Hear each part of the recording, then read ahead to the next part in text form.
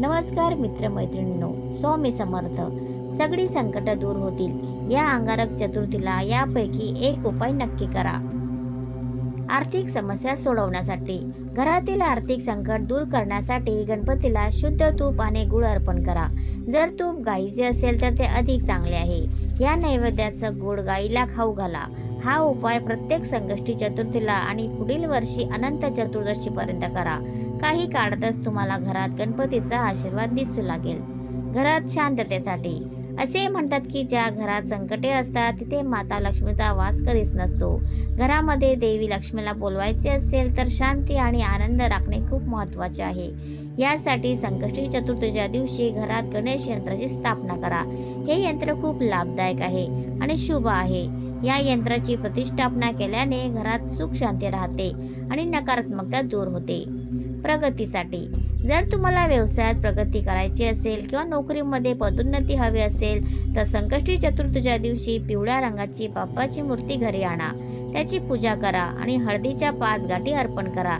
या दरम्यान श्री गणाधिपते नमः या मंत्राचा जप करावा.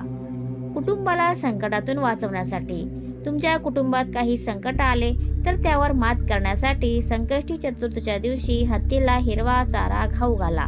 गणपती गजमुख आहे असे केल्याने बाप्पा खूप प्रसन्न होतो आणि भक्तांचे सर्व संकट दूर करतो.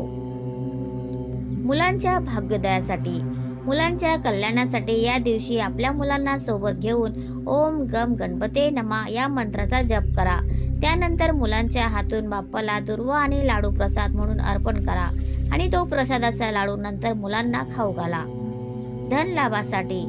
धन लाभासाठी या दिवशी श्री गणेशाची आराधना करा. बाप्पाला दुर्वाची माळ आणि मोदकाचा नैवेद्य अर्पण करा. त्यानंतर श्री गणेश स्तोत्राचा पठण करा.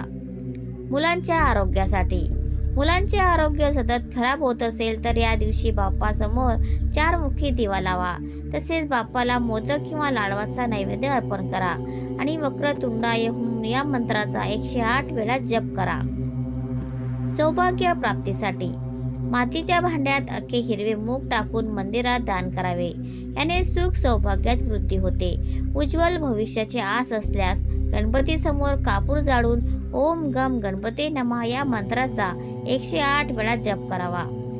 जर आपला जीवन साथीदार कोणत्याही कारणामुळे काळजीत राहत असेल, ज्याचा प्रभाव आपल्या नात्यावरही देखील पडत असेल तर आज एक कच्च्या सुती लांब दोरा घेऊन गणपती समोर ठेवावा. ओम विघ्नेश्वराय नमः मंत्र 11 वेळा जपावे. नंतर देवाची प्रार्थना करून दोऱ्याला 7 गाठी बांधून स्वतः जवळ ठेवावा. असे केल्याने आपल्या साथीदाराची सर्व काळजी दूर होईल.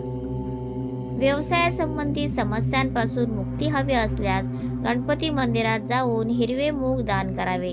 गणेश चालीसाचा पाठ करावा. चतुर्थीला असे केल्याने व्यवसायातील अडचणी दूर होतात. गणपतीला शेंदूर अर्पित करावे. गुळ आणि तुपाचा नैवेद्य दाखवावा. असे केल्याने सन्मान बल प्राप्त होईल. ज्योतिषशास्त्रानुसार जर एखाद्या व्यक्तीच्या कुंडलीत बुध ग्रह कमजोर स्थितीत असेल किंवा भूत दोषापासून मुक्ती मिळवायची असेल तर गणेशाच्या मूर्तीला अभिषेक करून त्याची नियमित पूजा करावी. या उपायाने तुम्हाला फायदा होईल. ज्योतिषशास्त्रानुसार बुध ग्रहाचा दोष दूर करण्यासाठी किंवा अनेक दिवसांपासून अडकलेली महत्त्वाची कामे पूर्ण करण्यासाठी मंदिरात जाऊन हिरव्या वस्तूंचे दान करावे. याशिवाय गरजूंना हिरवे कपडे आणि उपयोगी वस्तू दान करणे फायदेशीर मानले जाते. श्री गणेशाचा आशीर्वाद मिळवण्यासाठी तांदळात हिरवी मूग डाळ मिसळून गरजूंना दान करावे. याशिवाय भिजवलेली हिरवी मुगाची डाळ पक्ष्यांना खाऊ घालून गणपतीचा आशीर्वाद मिळवू शकता.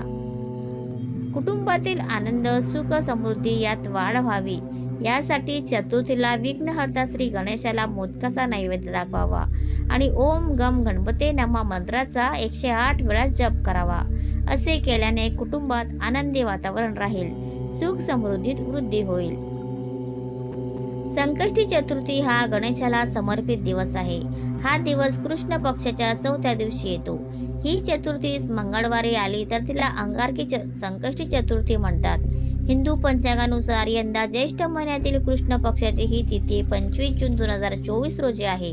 या दिवशी गणपतीची पूजा करण्यातच शुभ मुहूर्त आहे. दुपारी 2:43 ते 3:39 मिनिटापर्यंत आहे.